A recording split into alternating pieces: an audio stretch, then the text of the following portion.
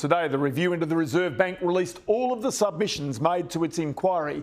Among the respondents, the ACTU, the Business Council, the Banking Association, the bank regulator APRA, plus a host of others, I think almost 70 in total. Ahead of the release of these documents, the Treasurer this morning was asked about the future of the Governor, Philip Lowe, on ABC Radio National. Jim Chalmers said he'll wait on the review before making any decision. So no promises there. Another person who made a submission is Peter Tulip, the Chief Economist with the Centre for Independent Studies, plus a former Reserve Bank economist. He's been a critic of the current structure of the Reserve Bank, and he joins me now. Peter, always good to chat to you. G'day, Ross. These submissions made to this inquiry, they're important, and even the Treasurer today really saying we're going to wait and see about the future. The Reserve Bank Governor's term finishes on September next year. What do you think? Is he likely to go again, or is it likely the government seeks change? So it wasn't a vote of confidence, was it? No. I think it'll depend on what the review panel says. If the review panel comes up with very strong, sweeping recommendations, then I don't think Phil Lowe is going to be the person to carry them through. But if they have a very supportive recommendation with only a very supportive report with only very mild recommendations, that it would in some ways be seen as an endorsement of the way Phil's been running things. But many of the chief recommendations, the ACTU, would like union representation on monetary policy decisions. Quite clearly, Business Council would like to see more sweeping change of the Reserve Bank. And of course, one of the key ideas here is that you separate the functions of the Reserve Bank. You have one group that actually runs the operations and the staff of the Reserve Bank. You have another that runs the monetary policy, if you like, settings, which is similar to the way in which the UK and the United States, the way in which they operate. Yeah, so I haven't read all the submissions yet, but one of them I did read was Adrian Pagan's. Adrian used to be on the RBA board and is one of Australia's most prominent economists. And he argued for that separation between a governing board and a monetary policy committee also, a similar structure to the Bank of England. I'm surprised that how many people have recommended something like that.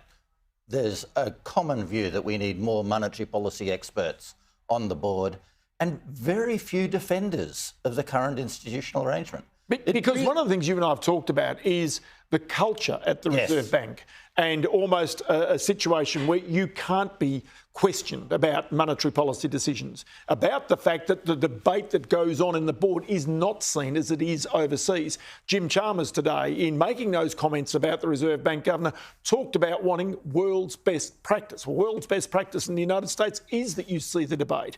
And this is really, I think, an important aspect of this, that the culture needs to change to make it more transparent, notwithstanding the fact it says, and it's true, it's tried to open itself up more.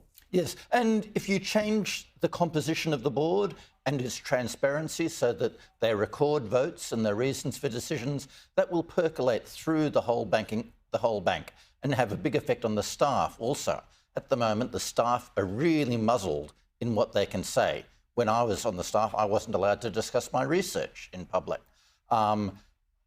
But if you have the board members canvassing arguments to and fro, then the sensitivity of the bank staff discussing issues in public will be much less. And it may overcome some of the problems that came from the governor saying that rates won't move until 2024. If the community recognised that that was one view, but there were other views on that board or in a monetary policy committee that had a different view of the way in which things might pan out. In general, you're right, Ross, but not in that particular case. Everyone got that forecast wrong. So I don't hold that against Phil Lowe. Unusually, he's been getting a lot of flack for it, but no one was forecasting inflation to rise as quickly as it did.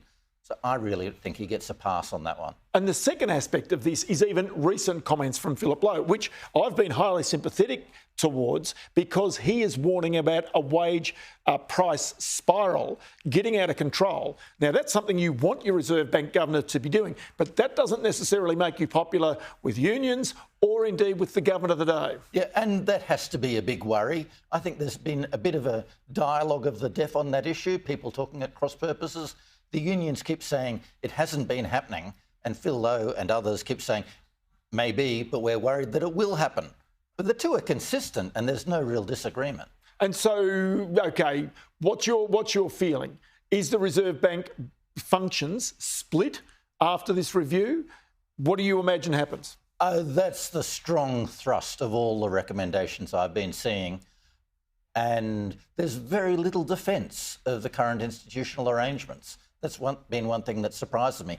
And it raises the question, how can these institutional arrangements persist without any support in public?